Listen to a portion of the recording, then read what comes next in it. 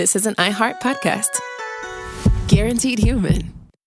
Work can be a little weird. Cringy training seminars, coworkers who won't stop talking about their plant, forgetting the mute button at an inopportune moment. We have to deal with a lot on any given workday. Sometimes it can feel hard to thrive and move forward in your career. Well, that's where LinkedIn comes in. LinkedIn helps you get ideas and insights from experts in your field, connect with people professionally, grow your network, and access tools designed to help you find the right fit for your next role. Whether you're just getting started, figuring out your next move, or looking to accelerate your career, LinkedIn is built to support you at every stage because LinkedIn is the network that works for you. Visit linkedin.com/knowstuff to learn more.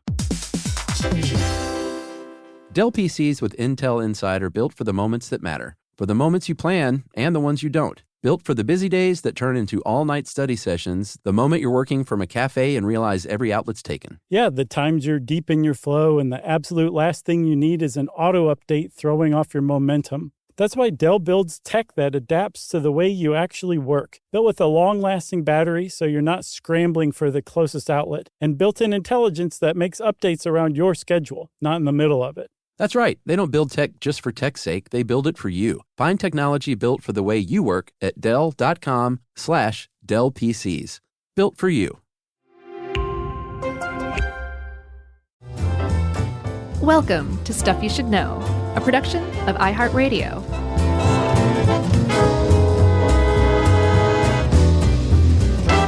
Hey, and welcome to the podcast. I'm Josh Clark. There's Charles W. Chuck Bryan over there, and this is Stuff You Should Know about vile racist jerks. Boo. Boo me? Not you. You're not a vile racist jerk. Last time I checked. Yeah, so Chuck, do you remember when we did our two-part episode on The Simpsons? And one of the first things I said was, like, I didn't want to record because all I wanted to do is sit around and research The Simpsons for the rest of my life. Sure. I felt basically the opposite way about researching the Klan. Like, I didn't want to record because I didn't want to research the Klan anymore. Yeah. It wasn't a fun one. No. Well, here's my personal history here in regards to the Klan is, oh boy. And I'll this will be peppered throughout a little bit because I grew up in Stone Mountain, Georgia. Oh, that sounds familiar. Which is very, some of the early days of the second wave of the Klan, which, we'll get to all this garbage in this episode. But Stone Mountain was kind of one of the large national seats. And one of the leaders of the Klan in Stone Mountain had kids, or it was either kids or grandkids that went, I guess it had to be grandkids that went to my elementary school, the Venables. And I was like, I heard about the Venables and I knew about their story and that his granddad was the Grand Wizard. And like, it scared the crap out of me. Rightfully so. I was scared. And then I got older and I was like, these are just dumb cosplaying rednecks. Nice. And then I got a little older still, and I was like, well, that's not fair either. And I tried to start in my life look at things through the lens of minority peoples, even though you can't, as a white man, but you can do your best to walk a mile in someone's shoes and see what it might be like. Mm-hmm. Then I was like, I can't dismiss it as rednecks cosplaying because they killed people and lynched people, and it was a feared group to black people and all kinds of other minorities, as we'll see as they kind of progressed. But I felt it was dismissive to say they're just a bunch of dumb rednecks and don't give them that power. So it's just interesting to sort of go through that evolution as a kid growing up in the South, who no doubt in my lineage and ancestry have horrible things that happened in the Deep South that I had to rectify as just because I'm related to great-great-great-great-grandparents who probably did awful things doesn't mean that I'm that person or. No, not at all. Not at all. You certainly aren't that person at all, I can attest. But you have to come to terms with it as someone who is the opposite of those people. For sure. And I think it is wise of you and very thoughtful of you to be like, no, I can't just, use, I guess, white privilege to dismiss the Klan, because it does kind of infringe on like the impacts that they've had on people of color in the United States, for sure. I think that's very insightful. At the same time, yes, the Klan are dumb redneck cosplayers. They're just ones who will also get whipped up into violence and carry out horrific acts. So they're dumb redneck cosplayers who you really have to keep an eye on and then break the back of as an organization by putting them in prison whenever they do something like that or start to. Yeah, and as we see through their history, depending on when it was and which sort of iteration, because there's been at least 3, some were more violent and dangerous than others, and some were sort of like cosplaying rednecks. Yeah. Not to, of course, that doesn't excuse it. It's just like a fun social club or anything like that. But it is fairly interesting, but I'm ready to be done with this as well. So let's do it. Yeah, well, the thing that kind of strikes me about the Klan the most is the Klan enjoys its largest popularity when America's feeling its most racist. Yeah. And usually America feels its most racist at times when the rights of minorities or anybody who's not basically white Protestants are being advanced in society. It's not an accident. Right. But then the Klan always oversteps, because America may be racist and America might be, I can't even say white. America is definitely based on white supremacism or white supremacy and enforcing that. But the taste for violence and the willingness to like kill people of color just for being people of color is not a mainstream thing, fortunately. So the Klan has always been on the fringe and always will be on the fringes. It's just, hopefully eventually society will learn its lesson. Like, advancing the rights of people of color doesn't mean that there has to be some spasm of anti-minority sentiment that inevitably leads to violence carried out by groups like the Klan. I really hope we get to that point, rather than just keep existing trapped in this cycle, And I think we will. I think we are approaching that eventually. I don't know when it will be, but I feel like with each of these cycles that we go through, there's less and less people who react horribly the next time, or the next time, or the next time, so that eventually that reaction will just kind of fizzle out. That's my hope. Yeah, and it's also interesting. I watched a documentary. It wasn't really it's sort of like a several-part news show from this British, might have been a BBC crew, that about the modern Klan, just from a couple of years ago during like the Ferguson uproar in Missouri. And he went not undercover because he was a British guy who was interviewing him. He went in deep with the Klan there for 7 months. And it's interesting to see just the scattered ideology, and that kind of is a bit of a hallmark of the Klan period through their history. Is it seems like there's never been a very codified thing of this is who we are, because there's people in this documentary that are like, 3 of the members were arrested for plotting to kill a black man, and the people they talked to, they're like, whoa, they're out, man. We're not into that. We don't want to commit violence against black people, and we're not even bigoted. We're just a superior race who are white separatists. Right. But we don't want to, we might burn a cross for our ceremonies, but we're not doing bombings and lynchings, and we're not down with that at all. But you also get the feeling that behind closed doors, they're probably like, hey, I wish those guys would have been able to carry that murder out. Right, and that seems to have been a transition that kind of went in the 70s, started in the 70s, I believe, where there's like a different public face to the Klan, where they tried different, like, that everybody hates the Klan. What if we explain it like this? Right. What if we put it like this? And society's like, no, that's nice try. Yeah. It's not going to work. All right. Should we get into this and the origins? Yeah. So like you said, there's been 3 iterations of the Klan.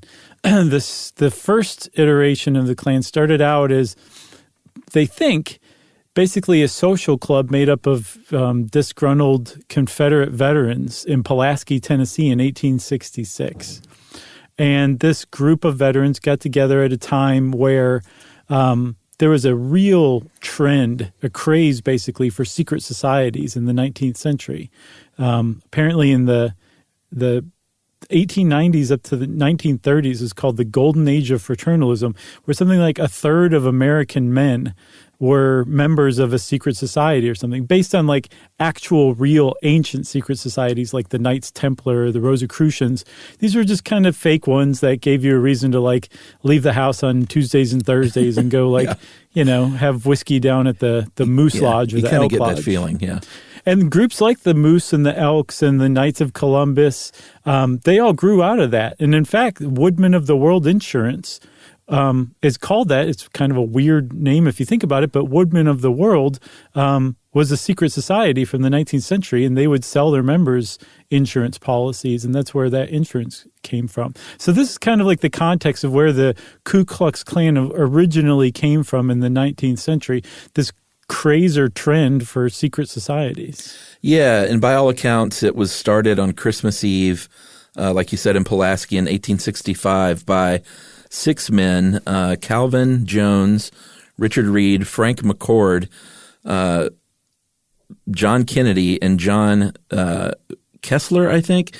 And then, believe it or not, the final guy's name was Jim Crow. No. James Crow. No. Yeah, in Pulaski, Tennessee. And they were sort of based on one of those secret groups called the Sons of Malta, but it seems like it was more inspired by, because they weren't around by the time the Civil War ended, but they definitely sort of kind of cribbed some stuff from the Maltans as far as and this is the whole thing with the secret societies, like outfits and costumes and rites and initiations and dumb names of leadership that you make up. It's all a big part of it. I have never understood the desire. Me either. And not just obviously the Klan, because clearly not interested in that. But any fraternal group like that, including fraternities in college, I never got it. Yeah. That Sons of Malta you mentioned seemed to have been directly impactful. I don't know if there were members who were from the Sons of Malta or how they heard of it, but the Sons of Malta and then another group called the Ku Klux Adelphon, and both of them seem to have been party crews from Mardi Gras in New Orleans, and then the Sons of Malta somehow made their way up to Boston, and that's where they really kind of got hold or got popular, I guess. But neither one of those were racist groups from what I could tell.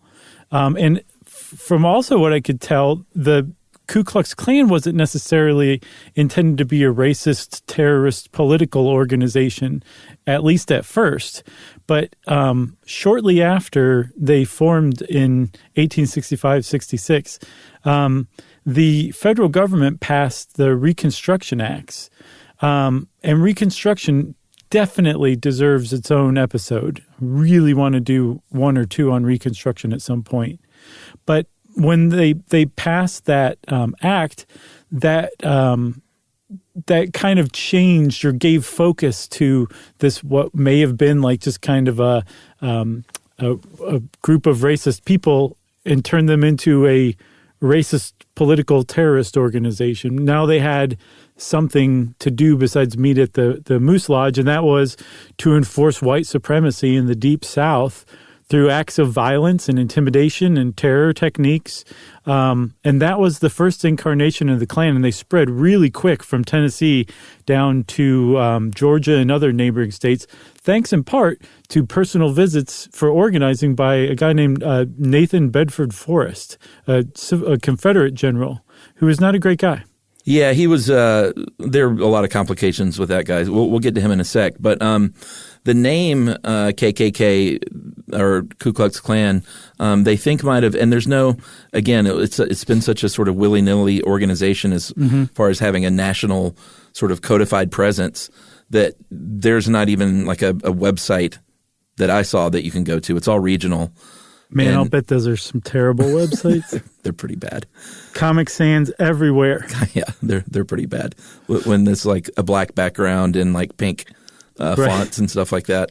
Spewing racist bigotry and ideology. And my God. It's pretty bad. Yeah. I wanted to like throw my laptop out the window at one point.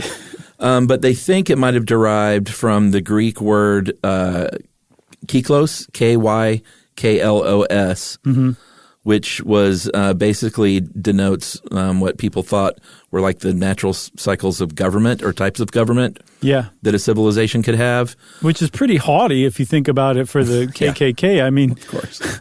Political philosophy that dates back to the 3rd century BCE. That's, to the Greeks. It's really something. But Kuklos is what it, Kuklos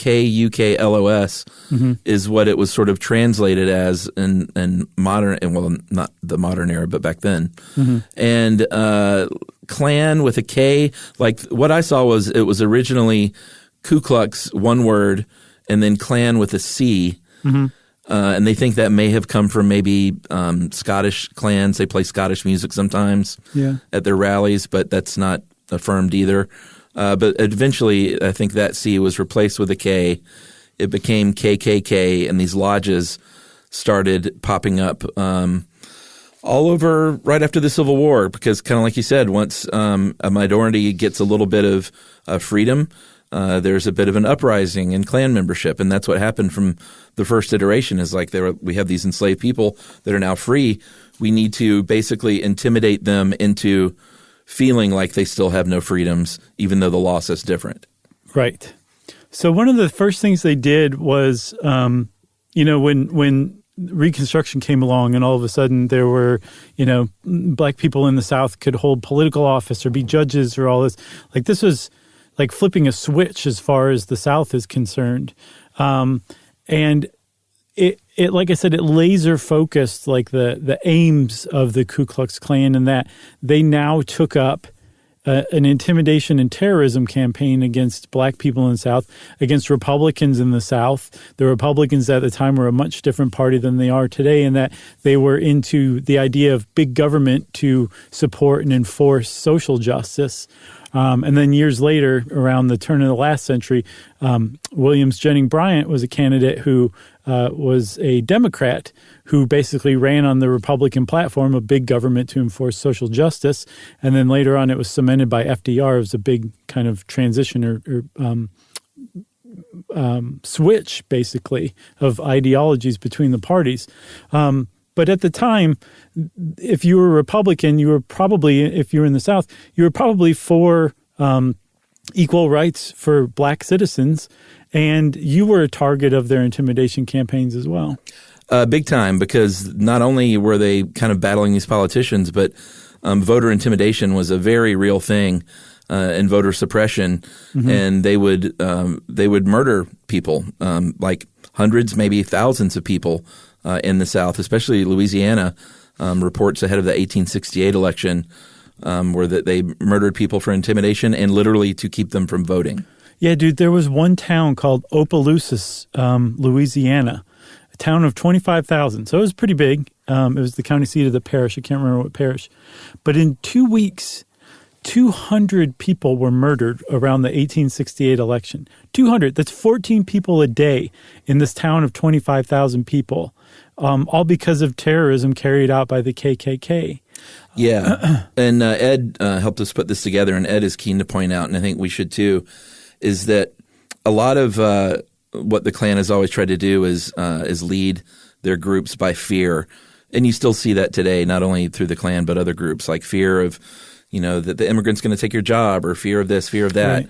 Yeah. And back then it was fear of these enslaved people that are now free rising up, and getting revenge.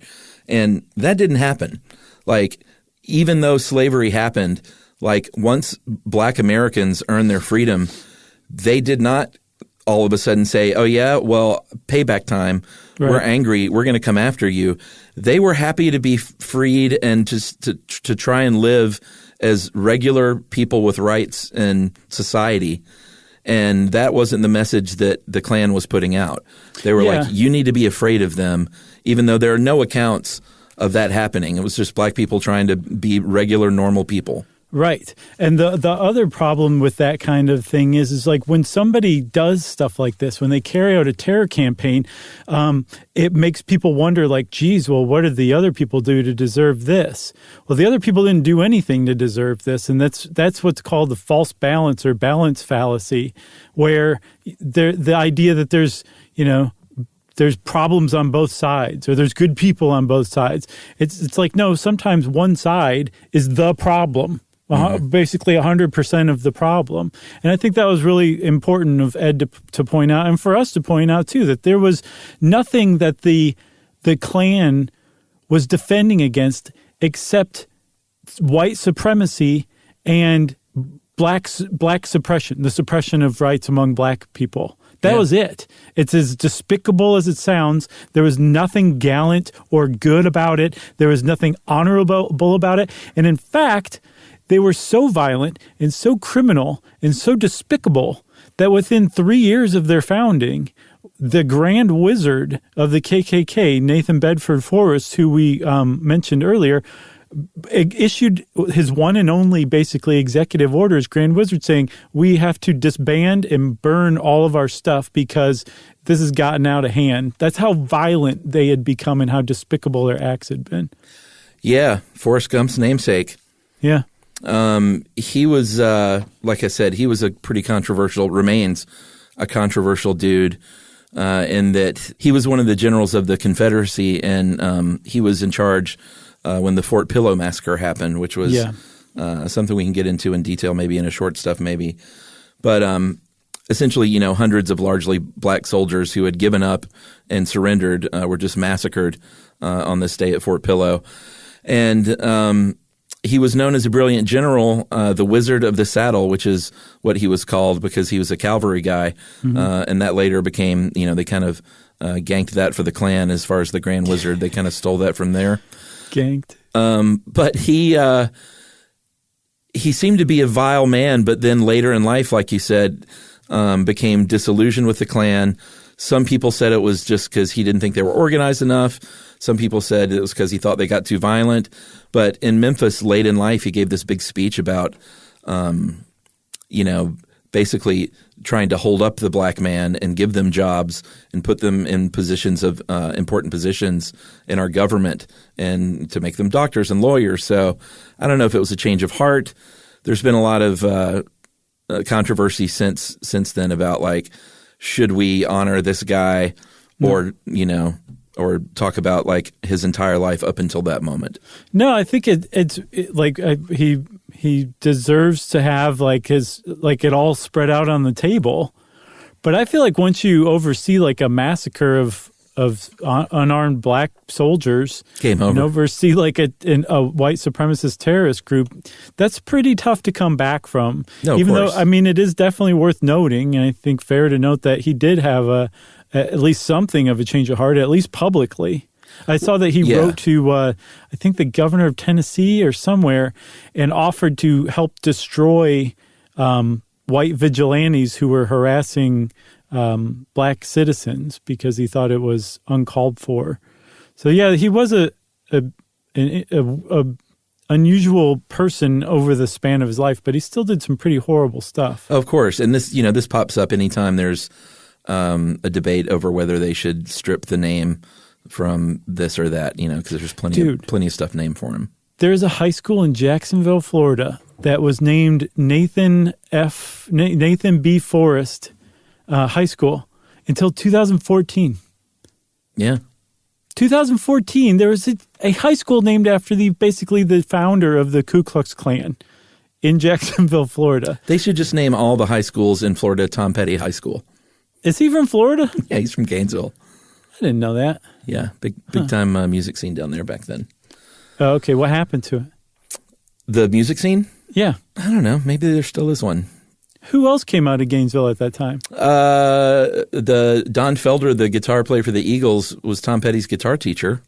Mm. And then like Leonard Skinner hung out in Jacksonville, and I think the Allman Brothers, they were Macon guys, but they hung out down there too. It was a scene. All right. Okay. Should we take a break? Sure. All right, let's take a break. I didn't think Tom Petty and the Allman Brothers would make a appearance in the Klan episode. Yeah. But they did, and we'll be back right after to talk about the Enforcement Acts.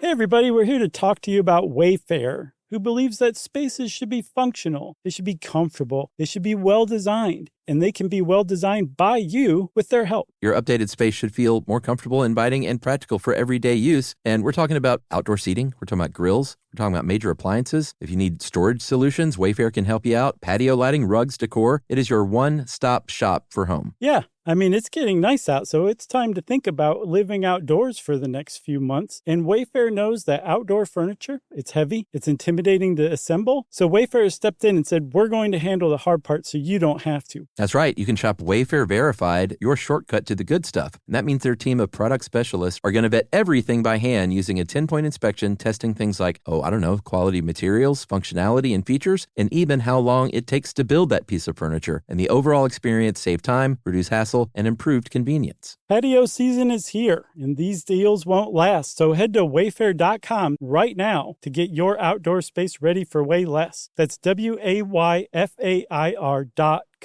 Wayfair, every style, every home. Hey everybody, I want to talk to you a little bit about Tide Evo because it represents over 10 years of innovation and product development. Tide Evo is a first-of-its-kind technology where tens of thousands of minuscule fibers are spun together to form a 6 times powerful layer packed with scrubbers, brighteners, pre-treaters, and fresheners. And that's going to deliver a breakthrough clean that's so powerful it feels like magic. Yeah, it is kind of like magic. Tide Evo is revolutionary. A 100% concentrated, waterless laundry tile that's made of compressed microfiber soap layers rather than liquid or powder. And it's not like pods or sheets because it uses 6 layers of detergent fibers to deliver superior cold water cleaning without plastic packaging of any kind. And it provides a mess-free, lightweight solution that dissolves lickety-split. So whenever you run into a laundry challenge, turn to Tide Evo. It's revolutionary. It's magic. Try new Tide Evo. Real laundry magic.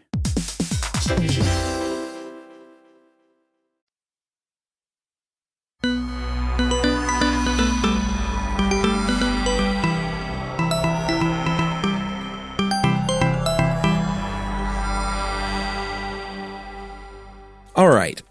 The Enforcement Acts. Yes. This is basically when the federal government stepped up starting in 1870 and said, you know what, we can't count on these states, especially in the South. And we should point out, and Ed makes a good point of pointing out that like there was racism all over the country, always has been. There have been Klan groups all over the country. But in the South, it was in the government. It was in the courts. It was in the school systems like it was nowhere else in the country.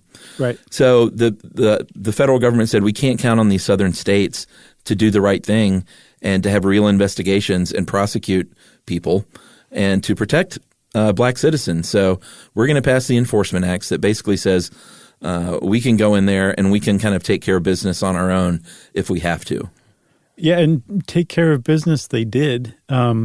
General Grant, Ulysses Grant, who was then President Grant, had an attorney general named Amos Ackerman. This guy's awesome. He is awesome. He's one of the heroes of this story. He doesn't even have a Wikipedia page. He doesn't? No. That's pretty lame, Wikipedia. It's bad. He's a Georgia boy, too. Yeah, he is. So this guy ended up the attorney general under Grant, and he basically used everything at his disposal from forming basically the prototype of the FBI to getting federal troops and getting martial law declared down in South Carolina to oversee the presidential election down there. Like all sorts of different stuff. Everything he had, he would throw at the Klan and ultimately kind of broke the back of that first Klan. That combined with Bedford Forrest. I don't know why you have to say both of those names, but you just kind of do. I don't know. Combined with his executive order to disband, like the first Klan went away very, very quickly, actually. Yeah, and it's hard to tell how big it was at its first peak. Some people say maybe 500,000 people, but like you said, it faded out pretty quickly. And, we'll talk about when the Klan fades out. It doesn't really go anywhere as far as these people go. Right. It's not like everyone all of a sudden was awesome and not racist. It just means the formal Klan just lacked membership, basically. I don't know. I think when when suddenly like the federal government and like, maybe your senator or your representative or you hear the president talking smack about this group that, you used to think was pretty cool, but now all of a sudden you realize that the rest of the country thinks you're a backward dummy for looking up to these Klan members, it can kind of make people self-reflect a little bit, So I wonder how many people do change their minds or have historically over the course of this. Not necessarily like, well, I'm not racist anymore, but I think that's a possibility that somebody can reflect like that, or at the very least, the next time they're not going to participate or agitate or join in, I don't know. I don't know. Did you see that meme of the dude in, I think, Indiana or Illinois? I can't remember. He's, I believe, in a wheelchair, and he's at a Black Lives Matter rally. And he's holding a sign that says, "I'm sorry I'm late. I had a lot to learn." And he apparently was, I don't know if he was racist, but he was certainly not in favor of Black Lives Matter. And I guess started reading about it and looking into it and doing his research and had a complete change of heart and showed up at one of their rallies in support of them, which was pretty cool. Have you seen that? I have not seen that. So it is, it can happen. Like people's sentiments about this kind of stuff can change. And I feel like when people are like, oh, I'm in favor of keeping other human beings down for really no reason whatsoever except they don't look like me, I feel like that's like there's a lot of room for improvement that can happen in that sense, Yeah. I'm sure individuals have changed like that. I wish it was en masse. There were other violent racist groups when the Klan was not as popular during that period. Mm-hmm. They just didn't have that sort of unified look. Well, so we'll let's talk about that look if you're ready to. Do you want to? Yeah. You can thank D.W. Griffith and Thomas Dixon Jr. for that. Yeah, because prior to this, the Klan did not really look like what you would think. They wore masks and hoods and disguises, and they tried to disguise their voice. Apparently, sometimes they would pretend that they were the ghosts of Confederate soldiers coming to terrorize black families, fooling absolutely no one. But they didn't wear necessarily what you would think of as like the Klan today. And like you said, that strictly came from D.W. Griffith. And I guess Thomas Dixon to a lesser extent, but Griffith like really put it up there for everybody to see with The Birth of a Nation. Yeah, Birth of a Nation was a movie based on a play that was based on a book from Thomas Dixon Jr. He published The Klansman with a C, a historical romance of the Ku Klux Klan, and where they were depicted as heroic sort of noble Christian warriors. And that became a play that was a little bit more popular. Mm-hmm. And then D.W. Griffith based the movie on that play. And it was, this is where you saw crosses burning, and this is where you saw those white pointed hoods and horses with robes on them. Those poor horses. They have no idea. I know what they're doing. It makes me feel terrible. Let's not drag the horses into this, shall we? No, I wish they wouldn't. But, what we know as sort of the look of the Klan was fully put forth by D.W. Griffith on screen. Mm-hmm. I was kind of curious because I know he was a huge name in Hollywood and a pioneer in Hollywood and was a founding partner of United Artists with Chaplin and Mary Pickford and I think Douglas Fairbanks maybe. Mm-hmm. But I was curious about both those guys. Like, were they super racist or was this just a movie to them? And Dixon was supposedly really racist, although he supposedly denounced bigotry in the wake of this sort of new Klan that was created. I had a harder time finding out what D.W. Griffith was all about. Mm-hmm. He never apologized for anything, mm-hmm. and he seems to have sort of escaped scrutiny in some ways. So in his lifetime? I think so, but I'm not really sure because I didn't have time to really do a deep dive into whether or not like he believed this stuff or he was like, I'm going to make a salacious movie that's going to be super controversial and get banned and get me a lot of attention. But so whether his heart was in it or not, the impact that his movie had was just astounding. It was like, imagine if when Star Wars came out, all of a sudden like Jedi schools popped up in real life, and like they would form together and go out and awesome. run for office as like Jedis, basically. Sweet. We need a third party. Right, yeah, the Jedi party. Yeah, but imagine if those Jedis were like virulent racists who were dedicated to suppressing the rights of minorities. What do you think about that? That's much less good. It's much less good. And that's kind of what happened. That's a good point. Yeah. But based on this movie, it was a popular movie that kicked off what's considered the second wave or second incarnation of the Ku Klux Klan and gave us all of that, the symbolism, the grandiose look and feel, and just kind of like gave it this almost legend that really didn't exist, because the first Klan was never like that. They were a bunch of hooded murderous thugs who would ride around on horseback at night and set people's houses on fire. They didn't look anything like that. So yeah, you can lay, the resurgence in interest of the Klan almost squarely at the feet of D.W. Griffith, and then only because it wasn't as popular, to a lesser extent, Tom Dixon's feet. Not Tom Dixon, the great, great lighting designer. Tom Dixon, the racist author. Yes, Thomas Dixon Jr., I think, right? Yeah. In fact, Birth of a Nation, a part of it was filmed in the neighborhood. I lived in L.A. in Los Feliz right there, remember where we shot the driving around stuff for the Toyota commercial? Yeah. Can I just say, one of my favorite I know what you're going to say. is while we were driving around. Lady? Yes, you didn't look to the right, and you started to pull through a crosswalk, and this lady with her husband and like 3 kids start I think smacked the hood of the Prius that we were filming in, and like yelled at you, and you like yelled back at her and shook your fist. Like you got into like a shouting match. You did in every way except physically shaking your fist. But you got in like a shouting match with some pedestrian while we were filming a Toyota commercial. It was beautiful. It wasn't quite a shouting match. It was very brief. She way overreacted. Oh, totally. No, I'm not saying you were in the wrong, but it was just... Well, it reminded me of everything I hated about living in L.A. I think in that one moment was like how bad this lady overreacted. Yeah.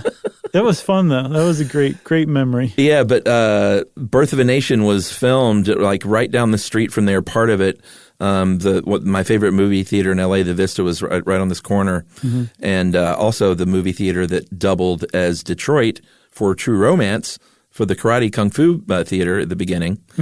But yeah, like right out there in front of that, it's this big like convergence of 5 streets, and apparently like some of the huge like marching scenes from Birth of a Nation were filmed right there. Oh boy. Anyway, this second birth of the Klan, a lot of it can be credited also to the actions of William J. Simmons, who was inspired from the movie, and in 1915 went to the top of Stone Mountain here in Georgia and burned a cross.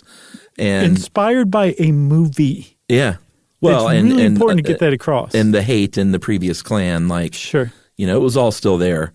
But James Venable, who I mentioned earlier, who I went to school with his grandkids, he was a kid on top of the mountain with William Simmons at the time. Oh, yeah? And he was up there, and I think with his uncle. And this was kind of looked at as sort of one of the first meetings of the newly reborn Ku Klux Klan in the 1915s to 20s. Yeah. So in addition to having like a much more unified look and I guess design ethos. Sure. This version of the Klan, the second version of the Klan, it seemed more organized. At least they were organized enough to actually become a political force, not just in support of, say the Democrats at the time, or in support of just whatever local judge was known to be a racist, and they would support him and intimidate voters against him. They would actually put forth candidates who were members of the Klan and publicly members of the Klan. Probably most famously, Robert Byrd, a senator from West Virginia, was a Klan member. And like never backed away from the Klan at any point. There were other Southerners like from Georgia who were senators, who were also Southerners from Georgia, who were from the Klan, some representatives, lots and lots of local officials. And the Klan would they became something of a political force as well. Yeah, I mean, the local thing is really was a big deal because it could be And, politics, we all get worked up over national politics as well. We should. But if you really want to see a difference in your life day to day, local politics is where it's at. Yep. And, county commissions and school boards and boards of directors like that on the local level is really where the Klan could get in there on a more low-key basis and do a lot of damage. So they had official uniforms now. They had official ranks and titles. Mm-hmm. They were still sort of like, hey, we're just a fraternal order, and that's kind of all we are.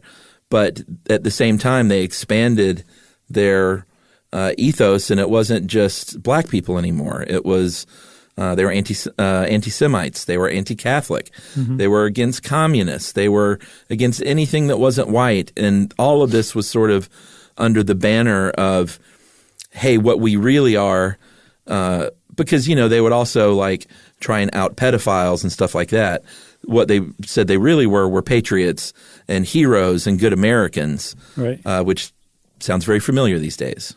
It really does. This version of the Klan very much reflects the kind of white supremacist BS that you see today in America, where it's very much spread across different groups that are kind of held together by this thread that, white people are losing ground and they need to make it back up through whatever we need to do. That really seems to reflect a bit. Also, the fact that there are crazy nut jobs in Congress today who hold white supremacist values, basically publicly, really bears a striking resemblance to the second resurgence of the Klan. Yeah, we should point out again, white Christian, white Protestant Christian. Right, that's important. Seemed to be the only thing that was okay. Like anything else, like anti-Catholic, anti-Jew, anti-everything except white Protestant Christian. And so, this was the largest popularity or the widest popularity of the Klan. The Southern Poverty Law Center estimates that they may have had around the mid-1920s as many as 4 million members. Yeah. Spread across the U.S. And it wasn't just in the South. I mean, there were plenty in industrial cities in the North. There were plenty on the West Coast, plenty in the Midwest. Indiana was known as a stronghold of the Klan. And I read that as many as 500,000 it had 500,000 members, which would have been a third of the population of white men in Indiana at the time. Wow. In the 1920s. So you might ask, why was everybody in the Klan? Just in the same way that the Reconstruction gave, purpose to the Klan.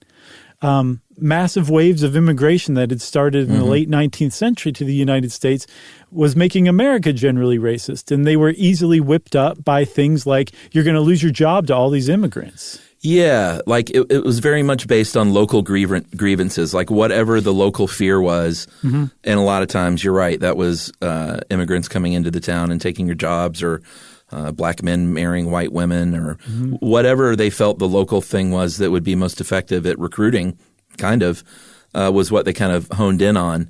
The mystique of it all was very, I think, intoxicating to a lot of these people. Yeah. And still is. In that documentary, it's amazing to see these people 2 years ago talking about – clearly that's an important thing for them, like getting dressed up, meeting together in the woods and burning a cross, riding around at night on your night rides or midnight rides in your car, putting up flyers under the cloak of darkness. It's like cosplay. It really is. They're playing like they're in some important club. It's interesting that the women in this documentary, all of them said, well, this isn't the kind of thing I probably would have been into, but it really improved my marriage when I got on board. Oh my God. And joined. And now my husband and I have something to talk about. We have commonalities. And you hear this and you're just like crawling out of your skin at seeing this marriage, which is clearly just a male dominant marriage. And but if you'll join my Klan, or if you like my football team, we'll finally have something in common. Right. And I love football. So I don't want to throw football under the bus. So I mean, it makes sense. Like if you don't have much of an identity or you are looking for something to give your life purpose, like a group or a club, especially one that's, in some looked up to by some people, like can really give your life a real shot in the arm, I guess. In good ways. I mean, there's so many great clubs, right? Where people that feel like they don't brother, fit big in. Sister. Yeah. But I mean, it is interesting that so much of it in this documentary at least seems to come from that mystique and that wanting to belong to a group. And I'm just this one guy, he was like, I'm just a landscaper, and I was just out partying, and now I have focus. Now I have something to do. I've got these brothers. Jesus. So, one of the things you mentioned was the midnight rides and going out at midnight. And one of the reasons they do that is because the Klan has always thrived on anonymity. Like they don't. I mean, that's not to say that they don't show their face in public. Some of them do, but plenty of them don't. And that there's strength in that.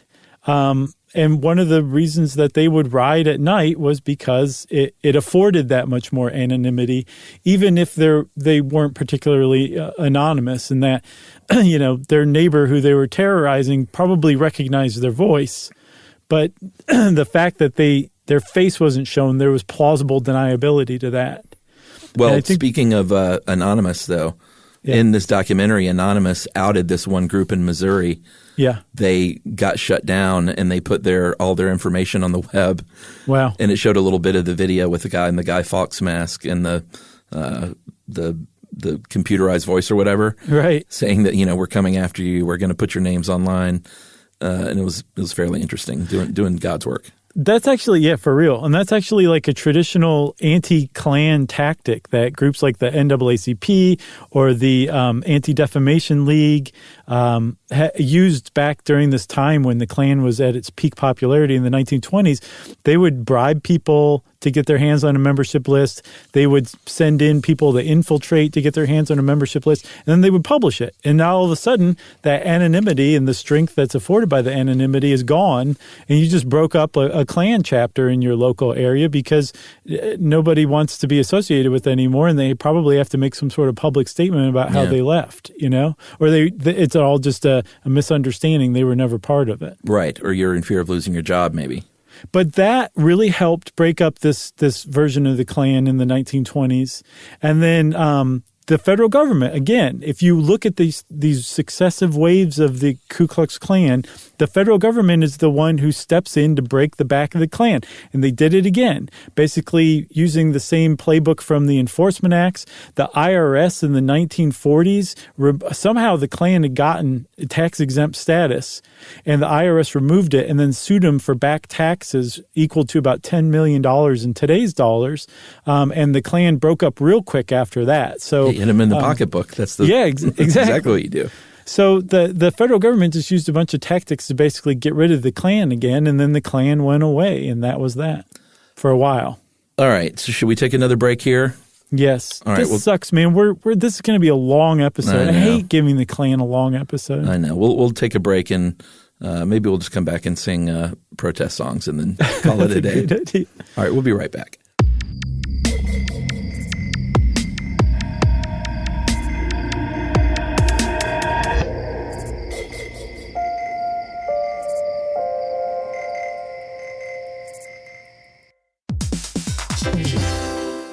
Hey everybody, I want to talk to you a little bit about Tide Evo because it represents over 10 years of innovation and product development. Tide Evo is a first-of-its-kind technology where tens of thousands of minuscule fibers are spun together to form a 6 times powerful layer packed with scrubbers, brighteners, pre-treaters, and fresheners. And that's going to deliver a breakthrough clean that's so powerful it feels like magic. Yeah, it is kind of like magic. Tide Evo is revolutionary. A 100% concentrated, waterless laundry tile that's made of compressed microfiber soap layers rather than liquid or powder. And it's not like pods or sheets because it uses 6 layers of detergent fibers to deliver superior cold water cleaning without plastic packaging of any kind. And it provides a mess-free, lightweight solution that dissolves lickety-split. So whenever you run into a laundry challenge, turn to Tide Evo. It's revolutionary. It's magic. Try new Tide Evo. Real laundry magic.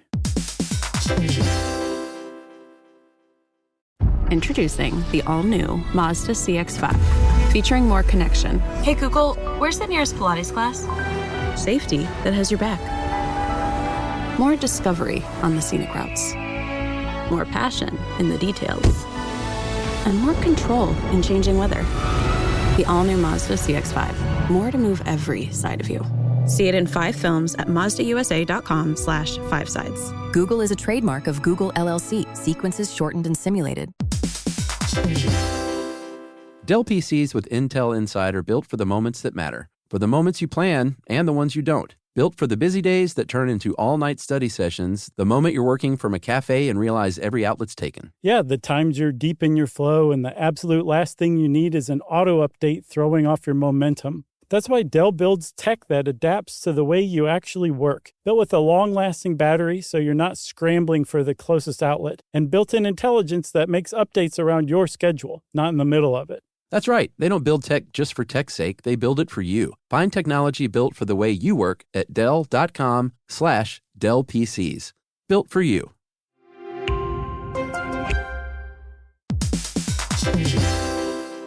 We've all had the experience of calling a business and just wanting to talk to a real person. Not an automated voice pretending to be human, an actual person who can listen and understand and offer help. That's exactly what you can do with Ruby. Ruby is the virtual receptionist company that takes care of your callers when you're unavailable in the middle of something or simply don't want to pick up. That's right. They can answer, screen, transfer calls. They can take messages, collect payments, book appointments, and more, all while making the people you serve feel special. And best of all, it can help you be more productive. For example, 9 out of 10 lawyers who use Ruby log more billable hours per day than the national average. And other professionals like plumbers and technicians win more customers while being able to stay focused on the job. But whatever kind of small business you run, Ruby is built to save you time, earn you more customers or clients, and make meaningful connections with the people you serve. It's available 24/7, 365 days a year, and 100% based in the U.S. See why more than 15,000 small businesses use Ruby. Visit Ruby.com, or better yet, call them at 844-900-RUBY.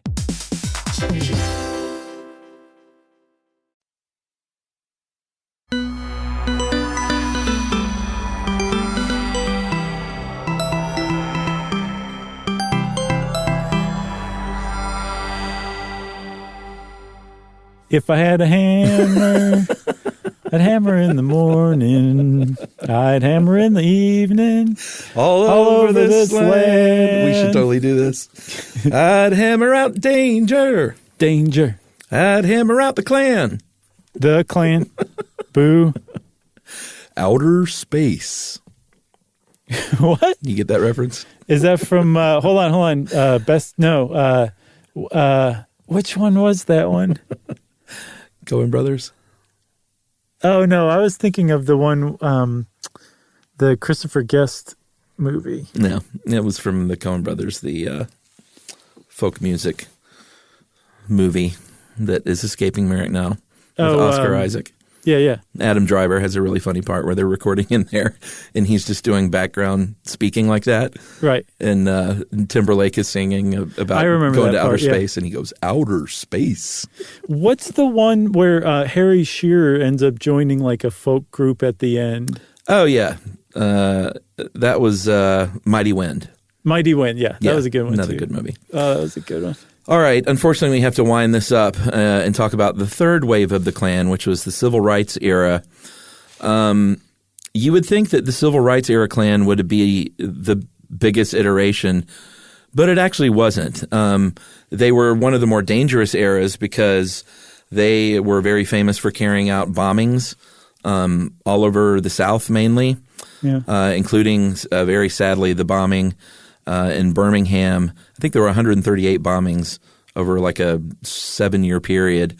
Yeah. But the bombing in Birmingham where they bombed the church and Addie Mae Collins, Cynthia Wesley, Carol Robertson, and Carol Denise McNair, 4 young black girls were killed. And if you don't know this story, just go watch the Spike Lee documentary, 4 Little Girls, because it really does a great job of kind of retelling what an awful thing that was. Yeah. And that definitely was the most famous and most despicable, but they bombed a lot of other people, murdered a lot of other people. There's a couple that live not too far from where my place in Florida is, named Harry and Harriet Moore, whose house was bombed by the Klan on Christmas Eve. They chose Christmas Eve because they knew that their older children would come home. They wanted to kill as many of them as possible. So there was a real reign of terror that the Klan was carrying out during the Civil Rights era. And Birmingham apparently was called Bombingham for a while because it was just so prone to being bombed, like where the church was bombed. But also because it was where the Klan was the strongest and most politically backed up, which to the civil rights leaders' credit, they said, well, then we're going to Birmingham. That's where we're going to set up shop, which is what brought Birmingham to basically the forefront of the civil rights war. Yeah. There were some other high-profile events, the assassination of Medgar Evers, obviously, the Mississippi burning case. If you saw that movie, again, it did a really good job of the case of those 3 civil rights workers in 1964 who were killed. And there were still lynchings going on, and there were still people in seats of power, attorneys and people on juries, and it was a very mixed up time in this country because rights were being achieved while all this bloodshed was going on. Yeah. And like you mentioned before, it's like they're trying to hold on to this thing that is not what America is anymore. No, it's like TS, America's a multicultural society, and it's better off for it. Like, let's just all get on the trolley, shall we? Yeah. So the FBI, it's worth mentioning, played a dual role. Apparently, J. Edgar Hoover knew all the way back in 1965 who carried out the 16th Street Baptist Church bombing, but just sat on it because he wasn't like a really big fan of civil rights. Yeah. Or the civil rights movement. But at the same time, the FBI actually did have an integral role in breaking up local Klan groups by using like COINTELPRO, that program where they would basically infiltrate and start getting people to question the leaders or start accusing each other of disloyalty and just turn a group on each other, like what they did to the Black Panthers, they did to the KKK, to far less frequently, but they did have an impact on helping to break up the KKK in the civil rights era as well.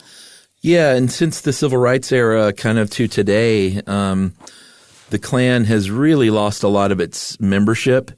It has been, and that again is not to say that any of the racism went away. It's been fractured sometimes into more dangerous groups. Further alt-right white supremacist groups and neo-Nazis. There have been people in power. David Duke, we have to mention him. He was an actual House member from the state of Louisiana. He was the national grand wizard of the Klan.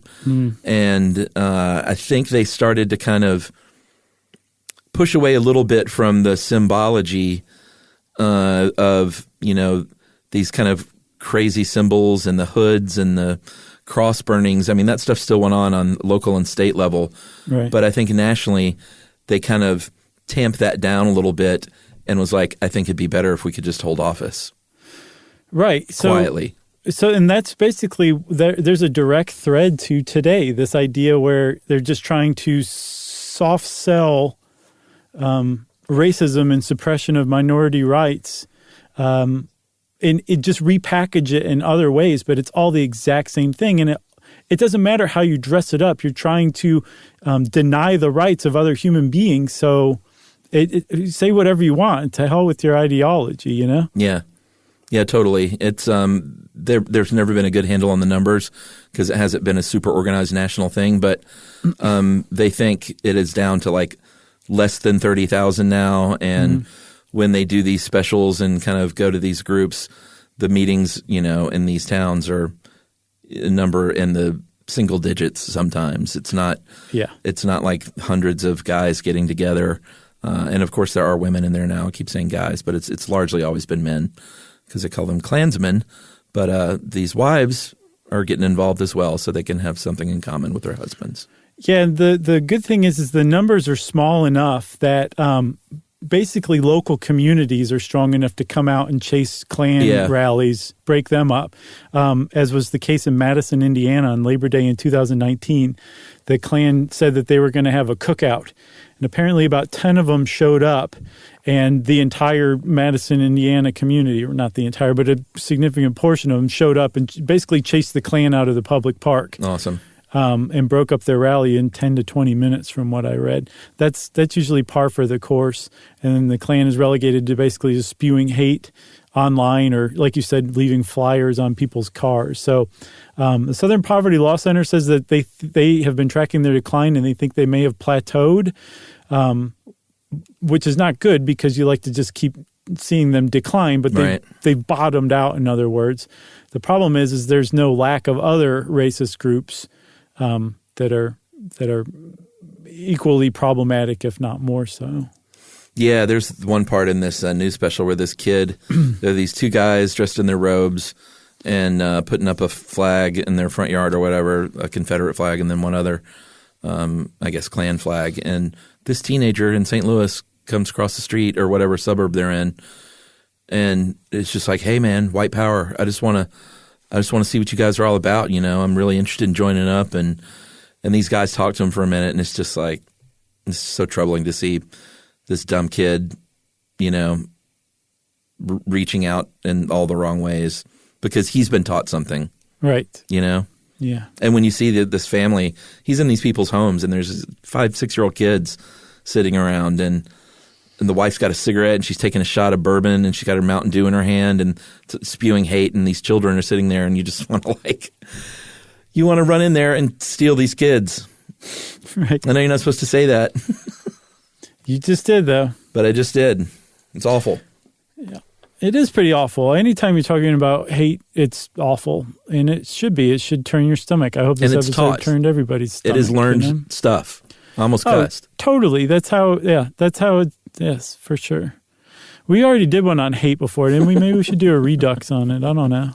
I got one more quick thing that's kind of I always thought was kind of fun. On a lighter note, at baseball games, I'm not sure the history. I should look that up. But a strikeout, when you're keeping log, is known as a K. Right. And fans bring K signs, and they hang up with the pitcher is known for a lot of strikeouts. Yeah, one for each strikeout. Yeah, one for each strikeout, and they hang it up in the stands in front of their seats.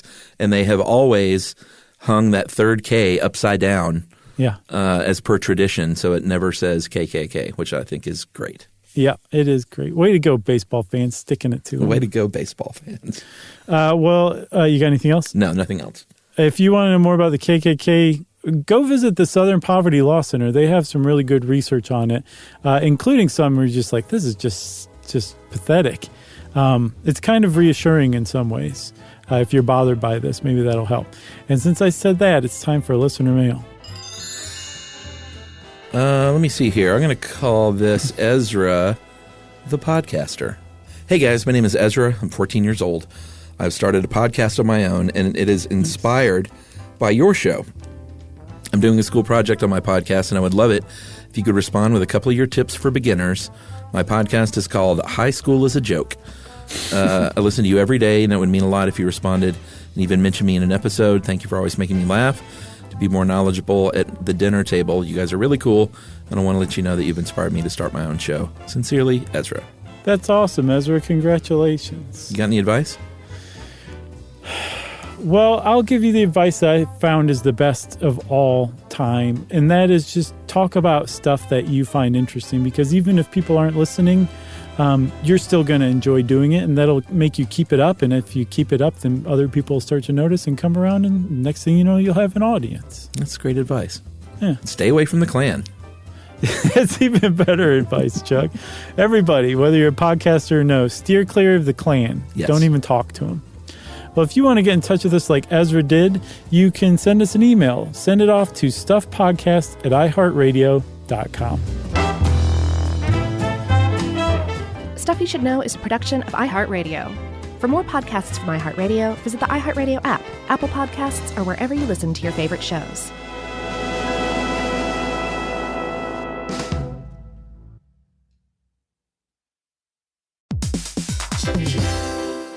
Hey, quick question for the parents listening right now. When's the last time your kid asked for something and you actually felt good saying yes? Because lately, a lot of families have been hearing the same thing. Can I have Lingo Kids, please? And here's the thing. Lingo Kids is the #1 entertainment platform for young kids with more than 4,000 interactive games, songs, and shows. Astronauts, wild animals, superheroes, dinosaurs. It's literally everything kids love all in one place. So when they ask for it, you can actually feel good saying yes. Download Lingo Kids for free and start exploring today, or unlock even more amazing content with Lingo Kids Plus. And if you go with the yearly plan, you can save up to 60%. Just search Lingo Kids in the App Store or Google Play. Lingo Kids, everything kids love. You know, you could be adored by everyone and still completely ignored by your cat. Trust me, I know. But if you feed your cat Sheba, you can go from being ignored to truly adored in 12 days guaranteed or your money back. Sheba has a full menu of products, appetizers, entrees, treats, even a kitten's menu. It's so cute. So Sheba has a product for even the pickiest eater. Like Sheba Puree, it's made with bone broth, they are chef-inspired flavors, it's got a smooth and creamy texture that cats love, and contains no corn, wheat, soy, or artificial flavors. It's food that your cat's gonna love. To learn more, check out Sheba.com. That's SHEBA.com. This is an iHeart podcast. Guaranteed human.